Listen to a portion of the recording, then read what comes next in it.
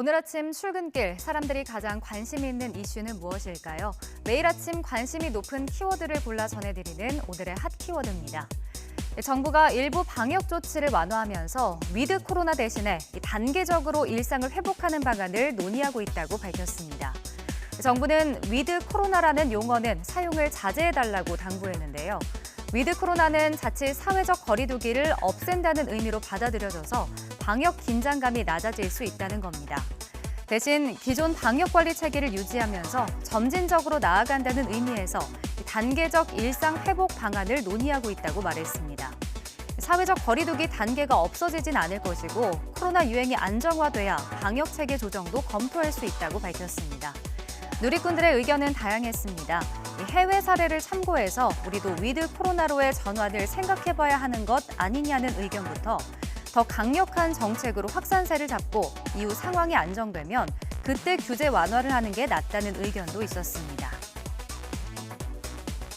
코로나 백신 접종과 함께 올해 독감 예방 접종도 시작됩니다.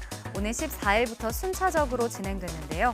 두 번째 키워드는 독감 백신 접종입니다. 우선 이번에 독감 백신을 무료로 맞을 수 있는 대상자는 약 1,460만 명인데요. 생후 6개월에서 만 13세 어린이, 임신부, 만 65세 이상 어르신입니다.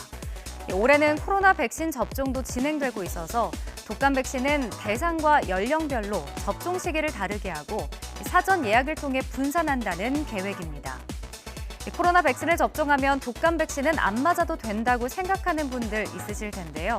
정부는 코로나19와 독감은 서로 다른 병이기 때문에 꼭 따로따로 백신을 맞으라고 당부했습니다. 또 동시에 접종해도 문제는 없지만 같은 날 접종을 할 경우 각각 다른 팔에 접종하라고 권고했습니다. 소득 하위 88%에게 1인당 25만 원씩 주는 국민지원금 신청이 어제부터 시작됐는데요. 지원금 탈락자들의 불만이 나오고 있습니다. 이번 국민지원금 지급은 올해 6월 건강보험료 납입액을 기준으로 합니다.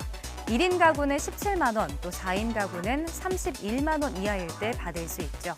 하지만 건강보험료 기준은 충족해도 연봉 외의 재산이나 금융소득으로 탈락할 수 있습니다.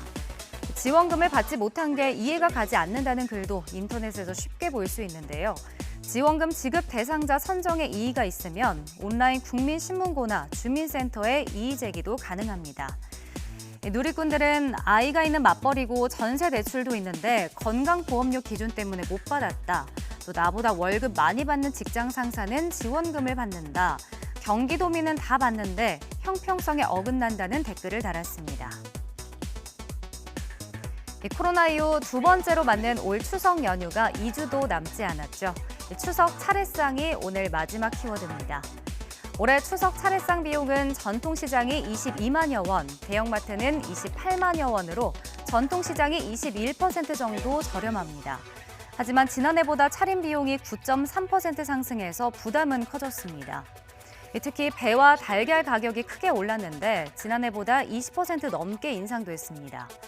과일은 추석이 임박하면 출하량이 늘면서 점차 가격이 안정세를 보일 것으로 전망되고요. 축산물은 소비 증가와 추석 선물 특수, 재난지원금 지급 등의 영향으로 비용 상승이 유지될 것으로 보입니다. 누리꾼들은 차례상에 꼭 올리는 것들의 가격이 올랐다. 또 요즘 고기와 과일 먹기가 무섭다면서 한숨을 내셨습니다. 네, 지금까지 오늘의 핫 키워드였습니다.